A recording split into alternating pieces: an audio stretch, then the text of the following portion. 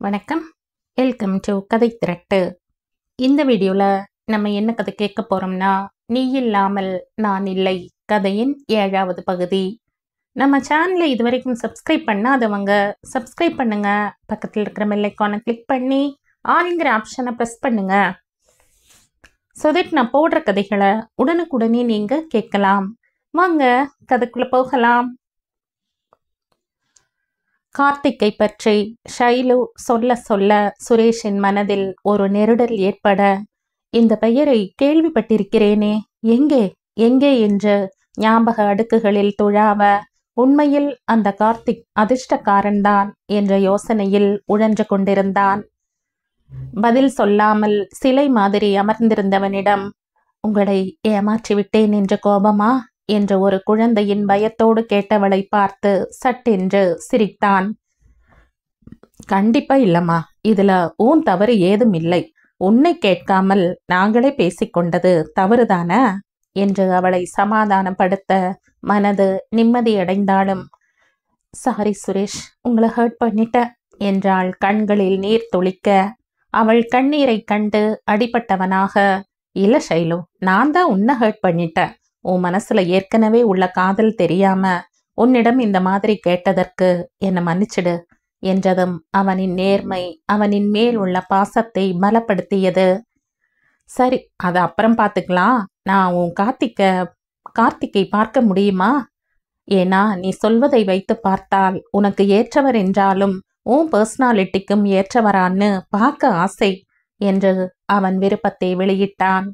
ஒரு சிறு புன்னகையோடு, ஃபோன் செய்து வர சொல்கிறேன் சுரேஷ் என அதன் பிறகு பேச ஒன்றுமே இல்லாதது போல சிறிது நேரம் இருவரும் கடலையே பார்த்து கொண்டு அமைதியாக இருந்தனர். இருவரும் தங்கள் நினைவுகளில் கரைந்து கொண்டிருந்தால் இருவருக்குமே அமைதி தேவைப்பட்டது. நகை, துணி, சாப்பாடு முதற்கொண்டு எனக்கு பிடித்ததா என்று பார்த்து பார்த்து செய்கிற நீங்கள் வாழ்நாள் முழுவதும் கூட வாழப் போகிறவனை என்னை கேட்காமல் என் விருப்பத்தை மதிக்காமல் தேர்வு செய்து விட்டீர்களே என்ற மனம் ஊமையாய் அழுதது. அவளின் எண்ண ஓட்டத்தை அறிந்தவன் போல, உனக்கு மட்டுமில்ல ஷைலு, உலகத்துல பாதி அப்பாக்கள் இப்படித்தான் இருக்காங்க. அவங்க டீனேஜா இருக்கும்போது இதே விஷயத்துக்காக அவர்களின் பெற்றவர்களிடம் கோபப்படுபவர்கள் அதே தவறை தன் பிள்ளைகளுக்கு செய்யும் போது என்ன சொல்வது? சரி விடு, நான் தான் புரிந்து கொண்டேன் அல்லவா, அப்புறம் ஏன் அதை நினைத்து வருந்துகிறாய் என்றான் ஆறுதலாக. இதோடு போகாதே, இந்த கல்யாணத்தில் எனக்கு சம்மதம் இல்லைன்னு எப்படி சொல்வது சுரேஷ்? அந்த அளவிற்கு எனக்கு தைரியம் இல்லையே என்றாள் அழாக்குறையாக. நீ கவலைப்படாத, இதை சமாளிச்சு கொள்கிறேன்.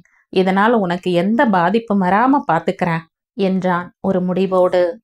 தேங்க்ஸ் சுரேஷ், உங்களுக்கு என்னை விட நல்ல பெண் கிடைப்பாள் என்று ஆரூடம் சொன்னதும் சிரித்தான்.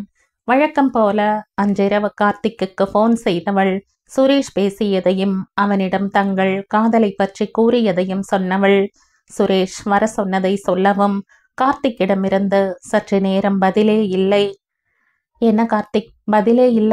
என் மேல சந்தேகமா என்றவளின் கலவர குரலில் மனது வலித்தது. காயம் பட்டவனாக, ஹேய், உன்னை நான் சந்தேகப்படுவேன்னு எப்படி நினைச்ச? ஒரே அறையில நீ யார் கூடவாவது இருந்தாலும் அதற்கு ஏதாவது காரணம் இருக்கும்னு நம்புறவன் நான். உன் மனதில் என்னை தவிர வேற யாரும் இல்லை, இனி வரவும் முடியாதுன்னு எனக்கு தெரியும் என தன் மேல் இவ்வளவு நம்பிக்கையா என்ற ஆயாசம் அவளை அழுத்தியது. அவன் தொடர்ந்து, நான் அங்க வந்த பின்னால ஏதாவது பிரச்சனை செய்தால் என்ன செய்வதுன்னு தான் யோசிக்கிறேன். எனக்கு ஒன்றும் பிரச்சனை இல்லை, ஆனா உனக்கு பிரச்சனையாகி விடுமோ என்றுதான் அஞ்சுகிறேன் என்று கலங்கியவனை இடைமறித்தாள். கண்டிப்பா அந்த மாதிரி நடக்க வாய்ப்பே இல்லை கார்த்திக். சுரேஷ் அந்த மாதிரி இல்லை. Is a genuine person. நிச்சயம் அந்த மாதிரி செய்ய மாட்டார். அது மட்டும் இல்லாம அப்பா கிட்ட என்னை காட்டி கொடுக்காமலேயே கல்யாணத்துக்கு சம்மதம் இல்லைன்னு சொல்ல போறதா சொல்லியிருக்கார் என்றாள் உறுதியாக. அப்போ சரி என்று மனம் தெளிந்தவன், சற்று நேரம் முன் நீ பேசியதற்கு தண்டனை தரணுமே, பக்கத்தில் இருந்தால் தண்டனையை நிறைவேற்றலாம். இப்போ நீ தூரத்தில் இருப்பதால் ஒரு முத்தம் எனக்கு கொடுத்தே ஆக வேண்டும் என்று பிடிவாதமாக அதே சமயம் கெஞ்சலாக கேட்கவும் சிரித்து கொண்டே அவன் கேட்டதை தந்தவுடன் அவனும் இரக்கமாக சிரித்தான். கார்த்திக் போனை வைத்ததும் அவனின் இரக்கமான குரல் அவளை பாடாய்ப்படுத்த அவன் கேட்டதும் தந்த முத்தத்தை நினைத்து முகம் சூடாகி போனது.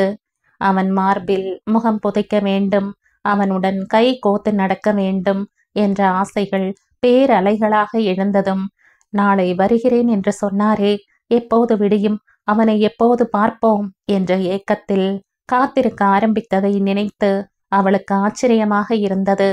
கார்த்திக் எந்த அளவு தன் மனதில் அழுத்தமாக உட்கார்ந்து விட்டான் என்ற நினைவே சுகானுபவமாய் தாளாட்டியது. ஷைலுவின் வீட்டில் நளினாவிற்கும் சாதனாவிற்கும் கோபம் புகைந்து கொண்டிருந்தது. பிறந்த நாள் அன்று ஷைலு முகத்தில் இருந்த சந்தோஷமும் தெளிவும் அவர்களுக்கு சொல்லிய செய்தி என்னவென்று தெரியாமல் மண்டையை உடைத்து கொள்ள, தாய் வேறு அவளுக்காக பரிந்து கொண்டு வந்தது எரிச்சலை கிளப்பியது.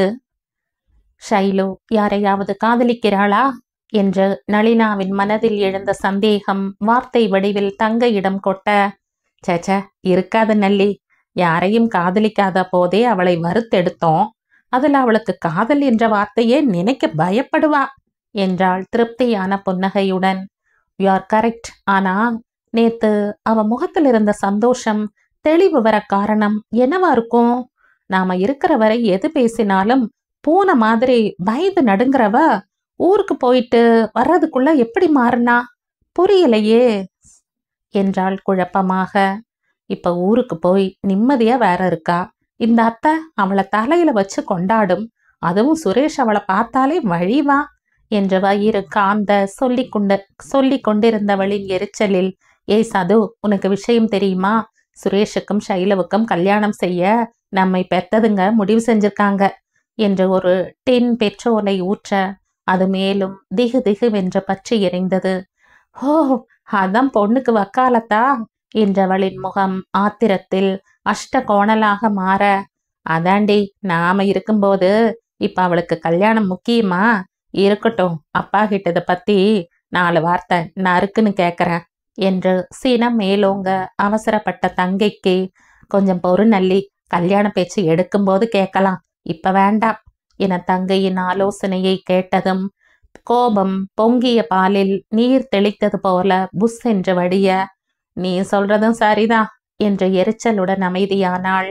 அதே நேரத்தில் சுஜாதா தன் கணவரிடம், பெரிய பெண்களுக்கு இப்பொழுதே மாப்பிள்ளை பார்க்க ஆரம்பித்தால்தான் இந்த வருடத்திற்குள் கல்யாணம் செய்ய முடியும். நீங்க என்ன சொல்றீங்க சஞ்சய்? தரகரை நாளை போன் செய்து வர சொல்லவா என்ற மனைவிக்கு சற்றும் யோசியாமல் சரி என்றவரிடம், அவங்க ட்வின்ஸ் என்பதால் ட்வின்ஸ் மாப்பிள்ளைகளையே தேட சொல்ல போறீங்களா, இல்ல ஒரே வீட்டுல அண்ணன் தம்பிக்கு முடிவு செய்ய போறீங்களா என்று புரியாமல் கேட்ட சக தர்மினியை, உனக்கு என்னாச்சு என்ற விதமாக நோக்கினார். நீ வேற சுஜா, அவங்க 2 பேரும் இந்த வீட்டுல செய்யற அதிகாரம் போதாதா? பாவம் ஷைலு மாட்டிக்கிட்டு முழிக்கிறா. போற இடத்துலயும் ஒன்னா போய் அங்க ஏதாவது சின்ன பெண் இருந்தா அவ பாவம் என்றவரின் கரிசன பேச்சில் கணவரின் பார்வைக்கான அர்த்தம் புரிந்தது. ஓ ஆமா சஞ்சய், இவங்க பெண்களே இல்லை, ராட்சசிங்க. போன வாரம் கூட ஷைலு பிறந்த நாள் அன்னைக்கு அவளை திட்டி சங்கடப்படுத்திட்டாங்க. இவங்க சீக்கிரம் கல்யாணம் பண்ணிட்டு இந்த வீட்டை விட்டு போனாதான் ஷைலுவுக்கு கொஞ்சமாவது நிம்மதி கிடைக்கும் என்றவரின் பெருமூச்சு வீட்டு தலைவருக்கும் தொற்றிக்கொள்ள, இதுக்கு ஒரு வழி செய்வோம் என்றார் ஆறுதலாக. சென்னையில் காலை 5 மணிக்கு நன்றாக தூங்கிக் கொண்டிருந்த கார்த்திக்கை வேக்கப் கால் எழுப்பிவிட எப்பவுமே 5 மணிக்கு எழுந்திருக்கும் வழக்கம் ஷைலுவுக்கு இருப்பது தெரியும் என்பதால் எழுந்தவன் முதல் வேலையாக அவளுக்கு போன் செய்ய அலாரம் அடித்து எழுந்து ஷைலு போன் வைப்ரேட் ஆவதை பார்த்து டிஸ்பிளேயில் கார்த்திக் நம்பரை பார்த்துவிட்டு ஆச்சரியம் தாங்காமல், ஹாய் கார்த்திக், குட் மார்னிங், என்ன காலையிலேயே போன் என்ற ஆச்சரியத்துடன் கேட்டவளுக்கு, குட் மார்னிங் ஸ்வீட்டி, சும்மாதான் என்றான் சிரித்து கொண்டே. சரி, எப்போ சென்னைக்கு வரீங்க என்று ஏக்கம் கலந்து கேட்டவளிடம் திருப்பி, நீ எப்போ என்ன பார்க்க வரப்போற என்று உல்லாசமாக கேட்க ஒரு நிமிஷம் கேள்வியின் அர்த்தம் புரியாமல், நீங்க என்ன கேட்குறீங்க என்றால் புரியாமல், நான் இப்போ சிங்கார சென்னையில தான் இருக்கேன், என்று ஒவ்வொரு வார்த்தையாக அழுத்தி சொன்னதும் ஷைலவுக்கு நம்பவே முடியவில்லை. ஏய், என்ன காலையிலேயே கிண்டல் செய்றீங்க தானே என்று சினுங்க. ஹேய், இல்லடா, நேத்து நைட் ஃபோன் செய்தவுடன் உடனே கிளம்பி இங்க வந்துட்டேன். ஹோட்டல் சவேராவில் தங்கி இருக்கேன். இப்ப நம்புறையா எனவும் அவளுக்கு பரவசமாக இருந்தது. நாம் ஃபோன் செய்தவுடன் நம்மை பார்க்க வந்து விட்டானே என்று நினைத்ததும் வானத்தில் பறப்பது போல உணர்ந்தாள். மனம் மகிழ்ச்சியில் தத்தளிக்க, ரியலி கார்த்திக், என்னால நம்பவே முடியல. Are you Crazy? இப்படி சொன்ன உடனே நைட்ல கிளம்பி வந்திருக்கீங்க என்றதற்கு கூலாக, எஸ், ஐ ஆம் கிரேஸ் வித் மை ஸ்வீட்டி என்றான் உல்லாசமாக. எங்க மீட் பண்ணலாம் சொல்லு ஷைலு என்றவனின் ஆர்வத்திற்கு சிரித்துவிட்டு, நான் சுரேஷிட்ட பேசிட்டு உங்களுக்கு 8 மணிக்கு ஃபோன் பண்றேன் என்றாள் குரலில் துள்ளலுடன். Okay, have a nice day. I am waiting for your call Shailu என்று ஃபோனை வைத்துவிட்டு ஜாக்கிங் போக ரெடியானான். எப்போது மணி 7 ஆகும்? சுரேஷிடம் கார்த்திக் வந்ததை சொல்ல வேண்டும், அவனை நேரில் போய் பார்க்க வேண்டும் என்ற மனது இனிதாக பரபரக்க துடித்து கொண்டிருந்தவள் நேரத்தை போக்க தோட்டத்தில் இறங்கினாள். தோட்டம் என்றால் சாதாரணமானது அல்ல, பெரிதாக இதற்கென்று ஒரு பிளாட்டையே வளைத்து போட்டிருந்தார் சுரேஷின் தந்தை. கணவன் மனைவி இருவருக்குமே பூக்கள் மீது அலாதி விருப்பம் என்பதால் எல்லா வகை ரோஜாக்களும், பவழம், குண்டு, ராமபாணம், முல்லை, நித்தியமல்லி, கனகாம்பரம் என்று பார்த்து பார்த்து பராமரித்து வரும் அந்த தோட்டத்தில் காலை நேரத்தில் நடப்பதற்கு ஷைலவுக்கு எப்பவுமே பிடித்தமான ஒன்று. அந்த தோட்டத்தில் நுழைந்தால் நேரம் போவதே தெரியாது. ஆனால் இன்று அங்கேயே நேரத்தை நெட்டித் தள்ள வேண்டியதாகிவிட்டது. ஒரு வழியாக 7 மணி ஆனதும் சுரேஷ் ஜாக்கிங் முடித்து குளித்து ட்ரெஸ் செய்து கொண்டு வந்தவனுக்கு ஷைலுவின் முகத்தில் இருந்த அளவில்லாத மகிழ்ச்சிக்கு காரணம் புரியாமல் பார்த்தவனிடம் வெட்கத்துடன் விஷயத்தை சொன்னதும் சுரேஷுக்கு ஒரே ஆச்சரியம்.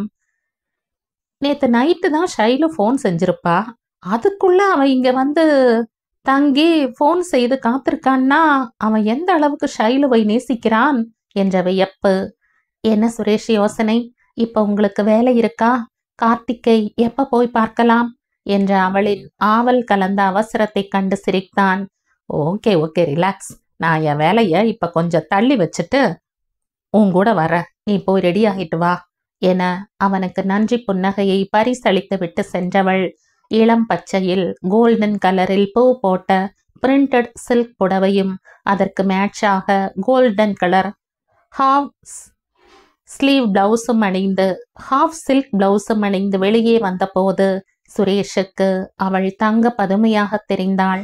ஷைலு அத்தையிடம் சொல்லி கொண்டு கிளம்ப அவள் கூந்தலில் நித்தியமல்லி பூவை வைத்ததும் அவரிடம் விடை பெற்று சொல்லிவிட்டு காரில் செல்லும்போது, ஏன் ஷைலு, காதலுக்கு இவ்ளோ சக்தி இருக்கா என்றான் குறும்பாக.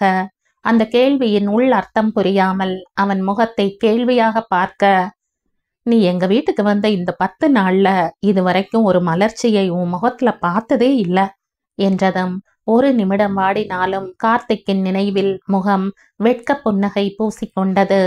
அவளின் வெட்க முக தரிசனத்தை கண்டு கனிவுடன், நீ கடைசி வரைக்கும் இப்படியே இருக்கணும், அதுதான் என்னோட ஆசை என்ற அன்பான வார்த்தைகள் அவள் மனதில் சில் என்ற பனியை போல படர, தேங்க்ஸ் சுரேஷ் என்றாள் மெல்லிய குரலில். சரி, நாம வர்றத அவருக்கு ஃபோன் செஞ்சு சொல்லிட்டியா என்ற சுரேஷின் கேள்விக்கு, சொல்லிட்டேன், நமக்காக காத்துக்கிட்டு இருப்பார் என்றவளின் கண்கள் கனவில் மிதக்க, who are you man Karthik, anyhow you are very lucky என்ற எண்ணங்களோடு சுரேஷின் வண்டி ஹோட்டல் சவேராவை அடைந்தது. நான் காரை பார்க் பண்ணிட்டு வரேன், நீ போ ஷைலு என்றதும் தயக்கத்துடன் தலையாட்டி விட்டு உள்ளே சென்றவள் ரிசப்ஷனில் இவளுக்காக கையில் பொக்கேவுடன் காத்திருந்த கார்த்திக்கை கண்டதும் முகம் புன்னகையில் குளித்தது. தன் இனியவளை கண்டதும் வேகமாக நெருங்கிய Karthik, hi sweetie, you are always welcome என்று சிரித்து பொக்கேவை கொடுத்து கண்ணடித்ததும் ஷைலவுக்கு அவனை பார்த்த சந்தோஷத்திலும் கண்ணடித்ததிலும் முகம் சிவந்து குனிந்து சிரித்தாள். காரை பார்க் செய்துவிட்டு ஹோட்டல் படியேறி வந்த சுரேஷுக்கு ஷைலுவுடன் சிரித்து பேசிக் கொண்டிருந்த கார்த்திக்கை பார்த்ததும் நம்ப முடியாத பிரமிப்பு மனதில். இவன் நம்ம ஃப்ரெண்ட் கார்த்திக் தானே? இவனா ஷைலுவோட லவ்வர் என்று வியந்து கொண்டே வந்தவனை ஷைலு பரஸ்பரம் இருவருக்கும் அறிமுகப்படுத்த, இருவர் பார்வையும் ஒரே நேர்கோட்டில் சந்திக்கவும் இருவர் மனதிலும் சொல்ல முடியாத ஆனந்தம். Hi Karthik, what a pleasant surprise. I can't believe man. நீதானா? நீயேதானா என ஆர்ப்பாட்டமாக கட்டி கொண்டான். கார்த்திக்கும் அவனை அணைத்தபடி, நான் நினைக்கவே இல்லை சுரேஷ், நீ ஷைலுவோட அத்தை மகனா இருப்பேன்னு என்ற ஆச்சரியத்துடன் கூறவும், இருவரையும் பார்த்து விழித்து கொண்டு இருந்த ஷைலுவை பார்த்ததும் சுரேஷுக்கு சிரிப்பு வந்தது. அவள் முகத்தின் முன் சொடக்கு போட்டு, ஹலோ, எங்க இருக்கீங்க என்று கேலியாக கேட்க, தன்னை சுதாரித்து, நீங்க 2 பேரும் எப்படி என்று இழுத்தாள். கார்த்திக் நண்பனின் தோள் மீது கையை போட்டபடி சிரித்து கொண்டே, ஷைலு, இவன் என் காலேஜ் மேட். நானும் இவனும் இங்கதான் லயோலா கல்லூரியில 3 வருஷம் ஒன்றாக படித்தோம். அப்புறம் அண்ணா யூனிவர்சிட்டியில 2 வருஷம். அப்புறம் இவன் மேல் படிப்புக்காக டெல்லிக்கு போயிட்டான், நான் அமெரிக்கா போயிட்டேன். அத்தோடு இப்பதான் சந்திக்கிறோம் என்று சொன்னதை கேட்டதும் ஷைலுவுக்கு மனதிற்குள் சாமரம் வீசியது போல் இருந்தது. கிட்டத்தட்ட 5 வருடம் ஒன்றாக பழகி இருக்கிறீர்கள், அப்புறம் ஏன் நடுவில் பார்க்கவில்லை, தொடர்பு கொள்ளவில்லை என்ற ஷைலுவின் சந்தேகத்தை நிவர்த்தி செய்யும் விதமாக, நாங்கள் இருவரும் ஒன்றாக இருந்தோம். ஆனால் எங்கள் இருவருக்குமே லட்சியம்தான் அப்போது பெரியதாக இருந்தது. இவனுக்கு கம்ப்யூட்டர் லைனில் சாதிக்க வேண்டும் என்ற ஆசை, எனக்கு விமானத்துறையில் ஏதாவது ஒரு பிரிவில் வேலை செய்ய விருப்பம். அதனால் அவரவர் படிப்பில் பிஸியாகிவிட்டோம் என்று சுரேஷ் சொல்லி முடிக்க கார்த்திக் தொடர்ந்தான். ஆமாம் ஷைலு, அதன் பிறகு படிப்பு முடிந்து வந்ததும் சாஃப்ட்வேர் கம்பெனி ஆரம்பித்து அதன் வளர்ச்சியிலேயே வருடம் ஓடிவிட்டது என அவனை தொடர்ந்து சுரேஷ், நானும் என் கம்பெனியில பிஸி ஆயிட்டேன், அதனால தான் தொடர்பு கொள்ள முடியல என்று சொல்லி முடித்தார்கள். அதனால் என்ன, இப்பதான் நாங்கள் மறுபடியும் ஒன்றாக போகிறோமே என்று சுரேஷ் உதட்டுக்குள் புன்னகைக்க, ஷைலு விழிக்க கார்த்திக் சிரித்து கொண்டே, ஆமாம், உன்னுடைய உட்பி ஹஸ்பண்ட் நான் தானே, அதைத்தான் சொல்றான் என்ற குறும்பாக புருவத்தை உயர்த்த, ஷைலுவுக்கு குப் என்ற முகம் சிவந்து விட்டது நாணத்தில். அதை ரசித்து கொண்டே இருவரையும் ரூமிற்கு அழைத்து சென்று ரூம் சர்வீஸில் காஃபி ஆர்டர் செய்தவன், சோ நீதான் ஷைலுவோட மாமாவா, உன்னிடம்தான் நான் பேச வந்தனா என்று கேலியாக கூறி, மாமா சார், உங்க அத்தை பெண்ண எனக்கு கல்யாணம் பண்ணி கொடுங்க சார் என்று போலியான பணிவுடன் கையை கட்டி கொண்டு கேட்டான். அவனின் பாவனையில் சுரேஷ் எழுந்து வந்து அவன் வயிற்றில் செல்லமாக ஒரு குத்து விட்டு, ராஸ்கல், கிண்டலா பண்ற, நான் சம்மதம் சொல்ல மாட்டேன். அப்புறம் நீ தேவதாஸ் மாதிரி தாடி வச்சுக்கிட்டு வாழ்வே மாயும்னு பாட வேண்டியதுதான் என்று வாரினான் பதிலுக்கு. இருவரின் கலாட்டாக்களை மன நிறைவுடன் வேடிக்கை பார்த்து கொண்டு அமர்ந்திருந்த ஷைலுவுக்கு மனதில் சந்தோஷ மழையின் சாரல். கார்த்திக் முடிக்கும் முன், ஏன் அத்தை மகனோடன மொரட்டு மீச, மைனர் சங்கிலி, மல்ஜிப்பா போட்டுக்கிட்டு எதிர்பார்த்தியா என்ற கேலிக்கு கார்த்திக் சிரிக்க, பின்ன என்னடா பயம், உன்னை போட்டு துவச்சு எடுத்துடுவாங்கனா என்று மறுபடியும் சீண்டினான். சுரேஷின் கேலிக்கு மனம் நிறைந்து சிரித்து விளையாட்டாக ஒரு விரல் காட்டி மிரட்டி, நான் எனக்காக பார்க்கலடா, ஷைலுவுக்கு பிரச்சனை வந்துடுமோங்கிற பயந்தான் என்ற நண்பனின் பேச்சில் சுரேஷின் கேலி மறைந்து முகம் இறுகியது. யூ ஆர் கரெக்ட், என் மாமா அவ்வளவு சீக்கிரம் காதலுக்கு சம்மதம் சொல்ல மாட்டார். அதுவும் இல்லாம நான் தான் மாப்பிள்ளைன்னு முடிவு வேற செஞ்சிட்டார். இதை முதல்ல சமாளிக்கணும், அதுக்கப்புறம்தான் மாமா கிட்ட பேச முடியும் என்றான் யோசனையாக. பேச்சின் நடுவே காஃபி வர குடித்து கொண்டே, சொல்லு சுரேஷ், இந்த பிரச்சனையை எப்படி சமாளிக்க போற? ஷைலுவுக்கு இதில் சம்மதம் இல்லைன்னு சொன்னா உங்க மாமாவுக்கு அவன் மேல கோபம் வந்துடுமே என்னும் பொழுதே சுரேஷ் இடைவெட்டினான். இப்ப இத பத்தி யோசிக்க வேண்டாம் கார்த்திக், நான் ஏற்கனவே ஷைலு கிட்ட சொன்ன மாதிரி 2 மாசம் கழிச்சு பேசுற என்றவன் சம்மதமாய் ஷைலுவின் முகத்தை பார்த்தான். ஓகே சுரேஷ், முதல்ல 2 அக்காக்களுக்கும் கல்யாணம் ஆகட்டும் என்றவளுக்கு, நீயே சொல் என்றாலும் இப்போ சொல்ல மாட்டேன்.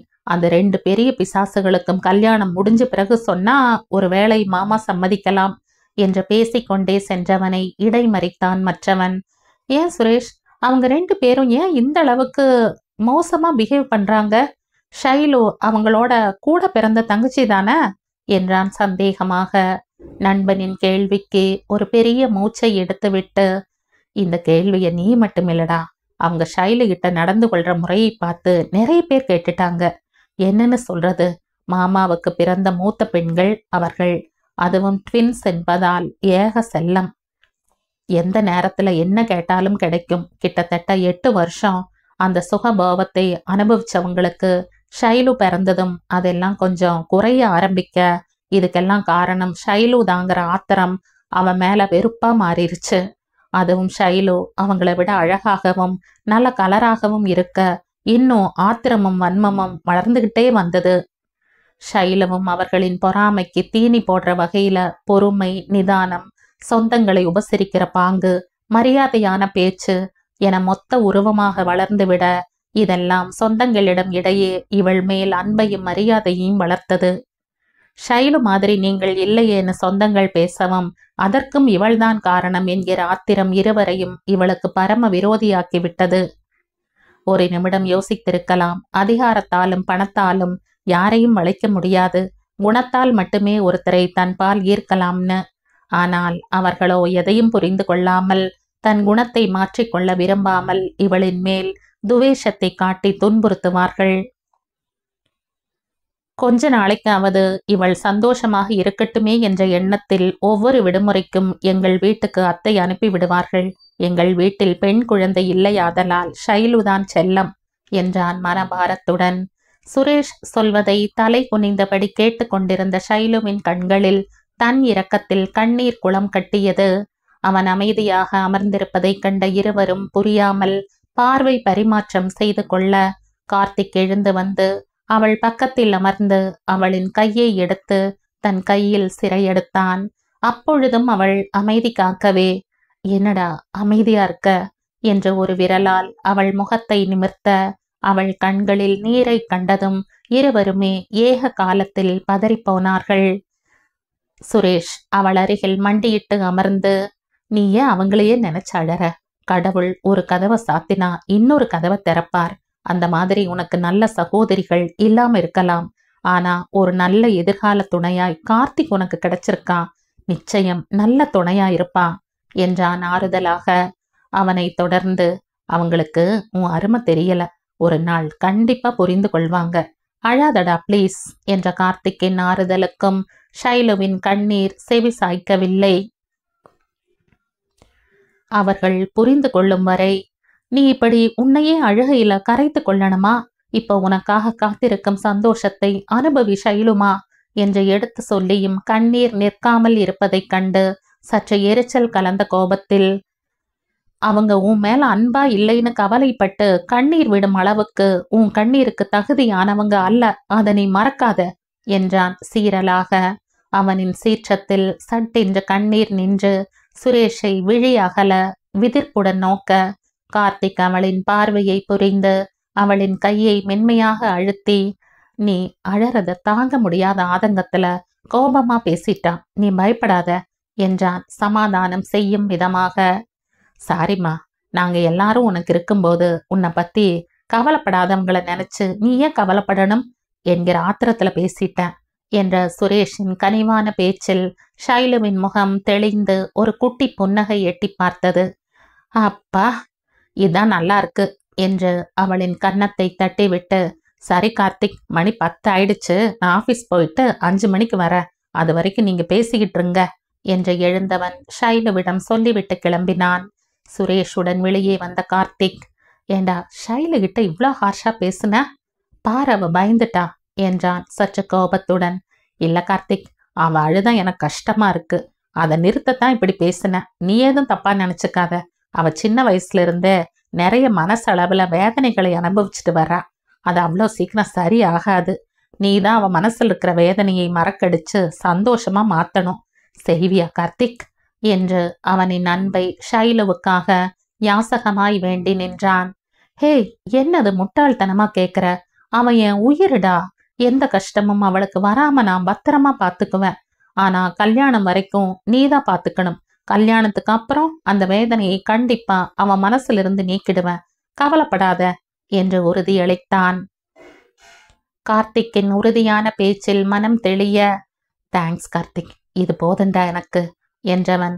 சரி நான் வரேன், நீ எங்கேயாவது ஷைலுவை அழைச்சிட்டு போறதுன்னா போ, நான் சாயங்காலம் வந்து உங்களோட ஜாயின் பண்ணிக்கிறேன் என்ற காரை கிளப்பி கொண்டு சென்றான்.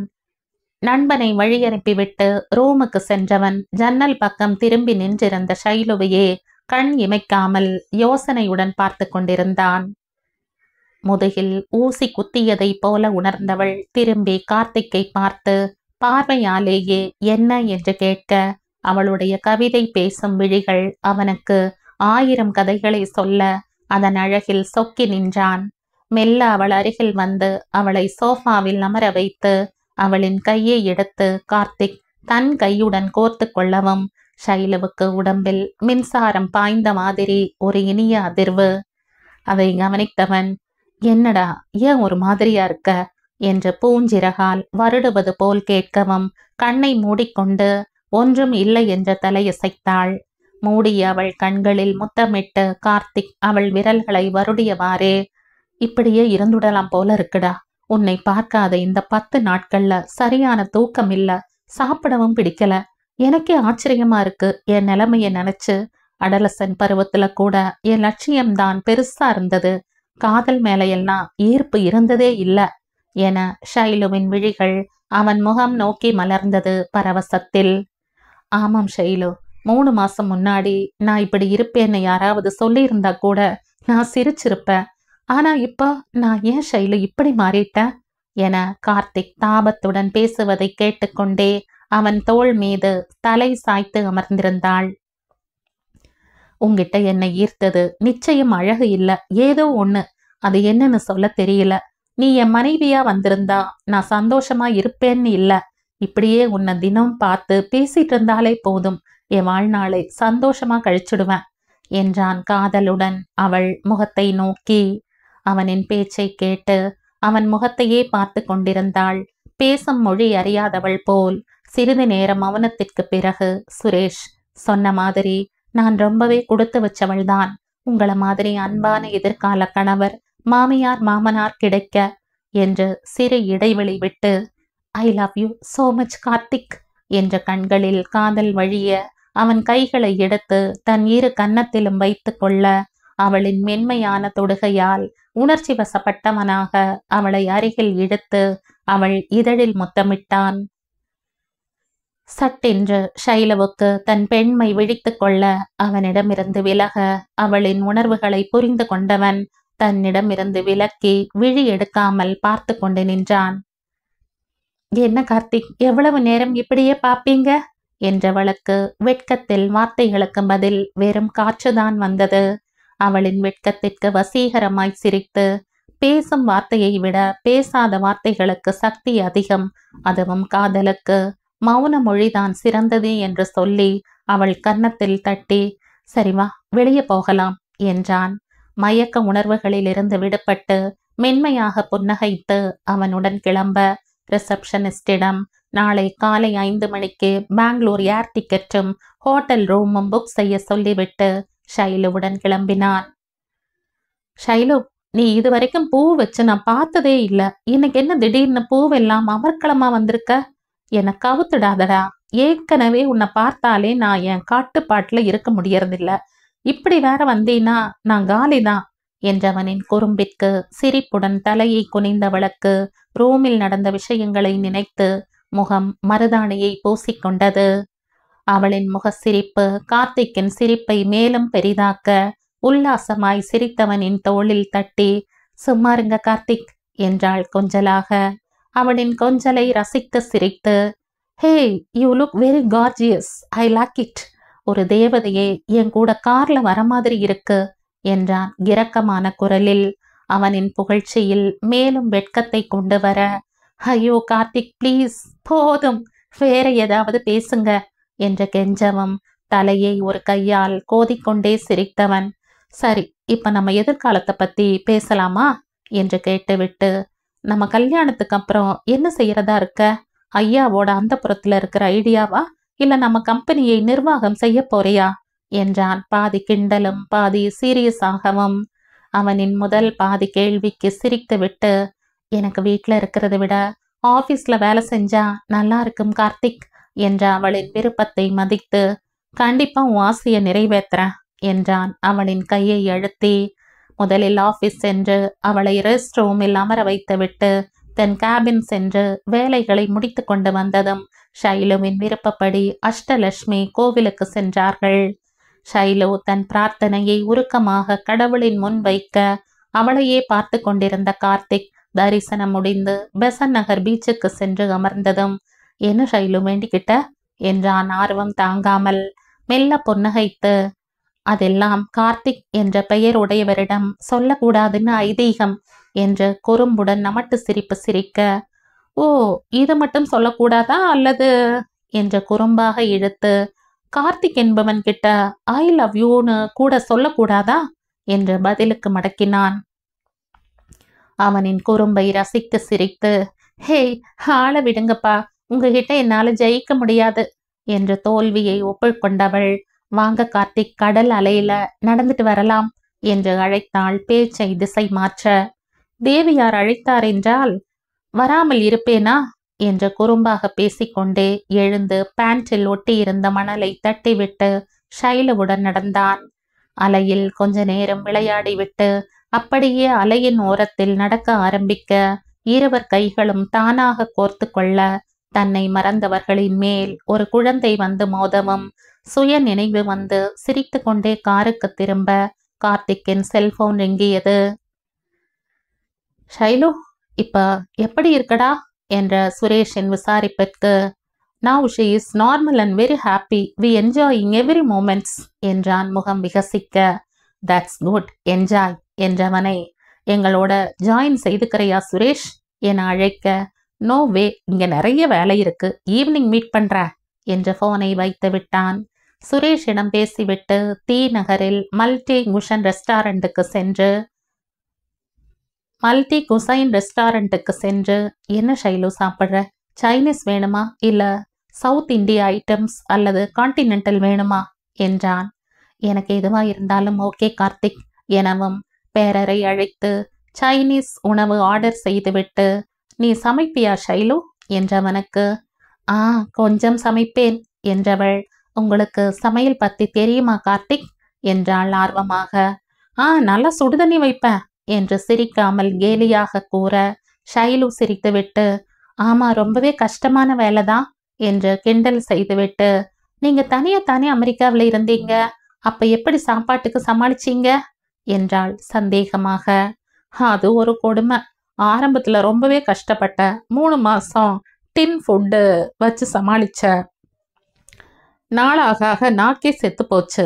அதுக்கப்புறம் என் நண்பன் ஒருத்தன் சொன்ன அட்வைஸ் படி கையை சுட்டு காலை சுட்டு எப்படியோ சமைக்க கத்துக்கிட்டேன். அதன் பிறகு இந்தியா வந்ததும் கத்துக்கிட்ட சமையல் மறந்து போச்சு. இங்க சமையல் அறை எப்படி இருக்கும்னு கூட தெரியாது என்றான் சிரிப்போடு. கார்த்திக் சொல்வதை கேட்டுக்கொண்டே இருந்தவள் திடீரென்று அமைதியாகிவிட, என்ன பலமான யோசனை ஷைலு என்ற கார்த்திக்கின் கேள்வியால் ஷைலுவின் யோசனை தடைப்பட, என்ன கேட்டீங்க கார்த்திக் என்றாள் புரியாமல். ஹே என்னடா, நான் கேட்கறது கூட காதுல விழாத அளவுக்கு என்ன பிரச்சனை உனக்கு, என்கிட்ட சொல்லக்கூடாதா என்றான் அக்கறையாக. நத்திங் கார்த்திக், இந்த மாதிரி உங்களோட நான் சென்னையில சுத்துறது என் குடும்பத்தில் உள்ளவங்களுக்கு தெரிஞ்சா என்ன ஆகும்னு நினைச்சு பயமா இருக்கு என்றவளின் கண்களில் பயம் வெளிப்படையாக தெரிய, ஹே தெரிஞ்சா தானே, யார் சொல்ல போறாங்க, எந்த பிரச்சனை வந்தாலும் நானும் சுரேஷும் இருக்கோம், பயப்படாத, என்ஜாய் திஸ் மொமெண்ட்ஸ் டா என்றான் அவளின் கைகளை மென்மையாக அழுத்தி. அவனின் வார்த்தைகள் மனதில் சற்று தைரியம் கொடுத்ததால் அவள் முகத்தில் சிறிய புன்னகை குடியேற, உங்க மேல நம்பிக்கை இருக்கிறதால தான் இப்படி கல்யாணத்துக்கு முன்னால உங்களோட வெளியில வந்திருக்கேன் என்று முறுவலித்தாள் சூழ்நிலையை சகஜமாக்கும் விதமாக. அவளின் கையை மீண்டும் அழுத்தி தேங்க்ஸ் டா என அதற்குள் ஆர்டர் செய்த ஐட்டம்ஸ் வந்துவிடவே இருவரும் பேசிக்கொண்டே சாப்பிட்டு முடித்து வெளியே வந்தார்கள். இந்த கதையின் தொடர்ச்சியை அடுத்த பதிவில் கேட்கலாம். நன்றி.